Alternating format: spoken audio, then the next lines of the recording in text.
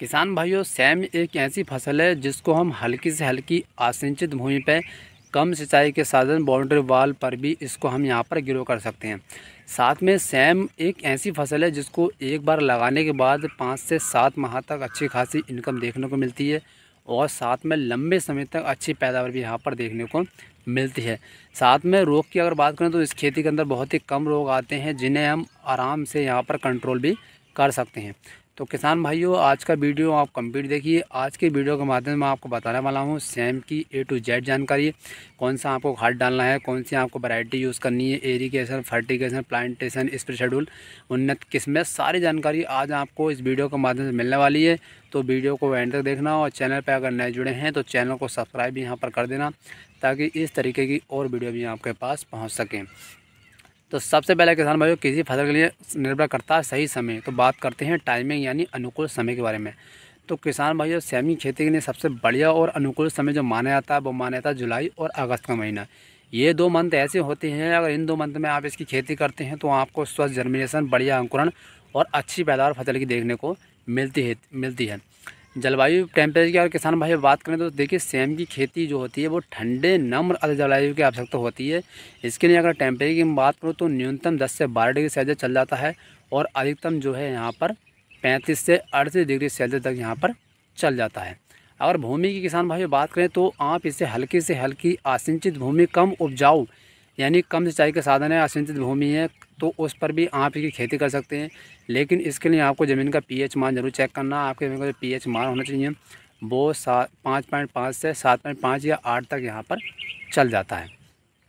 खेत की तैयारी के किसान भाई अगर बात करें तो आपको यहाँ पर बढ़िया तरीके खेत तैयार करा लेना है। खेत तैयार कराने के बाद आपको गहरे जो कल्टीवेटर आता है, हैरो आती है, उसके साथ गहरे जुताई करानी है। बाद में आपको रोटावेटर से यहाँ पर भुरभुरी ज़मीन करा लेनी है। बेसल डोज के ऊपर किसान भाइयों अगर बात करें तो आपको यहाँ पर 1 एकड़ के हिसाब से मैं बता रहा हूँ आपको, 1 एकड़ में आपको 20 kg MOP लेना, 20 kg SSP लेना, 50 kg DAP लेना और 2 ट्राली सड़ी गली गोबरी खाद यहाँ पर डाल देनी है। डालकर खेत में मिलाकर आपको अच्छी तरीके से यहाँ पर जुताई कर देनी है। उन्नतशील किस्मों के ऊपर बात करें तो किसान भाइयों आप इंडिका की सेम ले सकते हैं, 4-5 सीड्स ले सकते हैं, मेगा सेम ले सकते हैं और साकार सीड भी यहाँ पर ले सकते हैं। बहुत ये जो मैंने आपको वैरायटी बताई है काफ़ी बेस्ट और काफ़ी पॉपुलर हैं, क्योंकि देखिए हमारी जो उत्पादन निर्भर करता है वो करता है वैरायटी के ऊपर। अगर हम सही वैरायटी का चयन करते हैं तो उत्पादन बढ़िया निकलता है और साथ में अच्छी खासी इनकम भी हमें देखने को यहाँ पर मिल जाती है। उसके बाद किसान भी देखो, बेल्ट की समस्या ना आए फसल के अंदर, इसके लिए हमें बीज उपचार करना बहुत ज़रूरी है। तो इसलिए हमें क्या करना है, 1 kg बीज को 1 ग्राम ट्राइकोडर्मा से उपचारित करना है। उसके बाद हमें यहाँ पर बिजाई कर देनी है। अगर मैं रोपाई की अगर बात करूँ यहाँ पर तो आपको यहाँ पर बीज की जो रोपाई करनी है वो 3 से 4 सेंटीमीटर गहराई पर ही करनी है। ज़्यादा गहरा आपको बीज नहीं बोना है। अगर इतना गहरा आप बोते हैं तो स्वस्थ जर्मिनेशन और बढ़िया अंकुरण आपको देखने को मिल जाता है। उसके बाद में किसान भाई अगले विषय के ऊपर बात करते हैं कि आपको उसके बाद में क्या करना है। यहाँ पर सबसे पहले आपको यहाँ पर बढ़िया तरीके से आपको सेम की खेती करनी है वो बेड विधि से ही करनी है। ज़मीन पर आपकी इसकी खेती नहीं करनी है। तो आपको क्या करना है, बेड तैयार करना है। आप सिंगल मंडप वाला बेड तैयार कर सकते हैं। उसके लिए आपको देखिए यहाँ पर क्या 1 एकड़ के हिसाब से मैं आपको डोज बता रहा हूँ। 1 एकड़ में आपको यहाँ पर 18 से 2000 बाँस की आवश्यकता पड़ेगी। उसके बाद में आपको 30 kg पैड वाला जो तार आता है उसकी आवश्यकता पड़ने वाली है। 20 kg आपको रस्सी की आवश्यकता पड़ने वाली है और 2000 रुपये के आसपास का यहाँ पर आपको धागे की ज़रूरत पड़ने वाली है। आप ड्रिप लगा सकते हैं। 16 mm इनलाइन ड्रिप का आप यूज़ यहाँ पर कर सकते हैं। मल्चिंग पेपर आप 25 माइक्रोन का मल्चिंग पेपर यहाँ पर यूज़ कर सकते हैं। मल्चिंग पेपर की खास बात ये होती है कि इससे सिंचाई हमें कम करनी पड़ती है, साथ में खरवार की समस्या भी यहाँ पर बच जाती है। तो ये आपको यहाँ पर कर देना है। उसके बाद में अगले विषय को यहाँ पर बात करते हैं किसान भाइयों। तो प्लांट डिस्टेंस के ऊपर अगर हम बात करें तो आपको पौधे से पौधे दूर रखनी है वो 2 से 3 फीट रखनी है और लाइन से जो लाइन की दूरी आपको यहाँ पर रखनी है वो 4 से 5 फीट यहाँ पर रखनी है।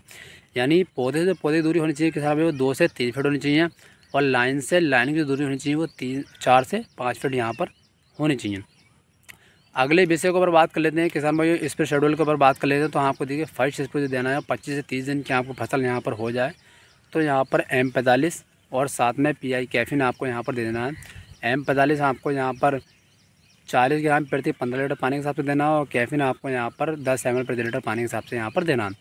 सेकंड स्प्रे के ऊपर बात करें तो जब आपकी फसल 40 से 45 दिन की हो जाए तब आपको इस पर स्प्रे करना है। रोको फंगीसाइड यहाँ पर आपको 40 ग्राम प्रति 15 लीटर पानी के हिसाब से यूज़ करनी है। साथ में आपका बायर कंपनी का सोलोमोन जो आता है वो आपको 10 ml प्रति 15 लीटर पानी के हिसाब से आपको यहाँ पर यूज़ करना है। थर्ड स्प्रे को पर किसान भाई बात करें तो यहाँ पर आपको साइजेंटा का एक्स्ट्रा का यूज़ करना है 10 ग्राम प्रति 15 लीटर पानी के हिसाब से।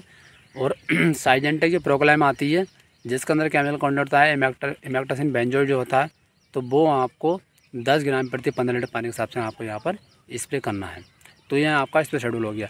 अगले विषय के ऊपर बात कर दें किसान भाई फर्टिगेशन के ऊपर। तो फर्स्ट खाद जो देना है आपको जब आपकी फसल 25 से 30 दिन की हो जाए तब आपको यहाँ पर फर्स्ट खाद देना है।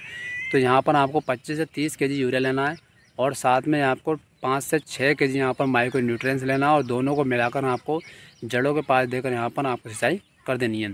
सेकंड खाद के ऊपर किसान भाई अगर बात करें तो आपको यहाँ पर सागरी का लेना है 10 किलो जो इफ़को का आता है और साथ में 20 से 25 kg यहाँ पर फिर आपको यूरिया लेना है और साथ में आपको यहाँ पर क्या करना है जड़ों के पास देकर यहाँ पर सिंचाई कर देनी है।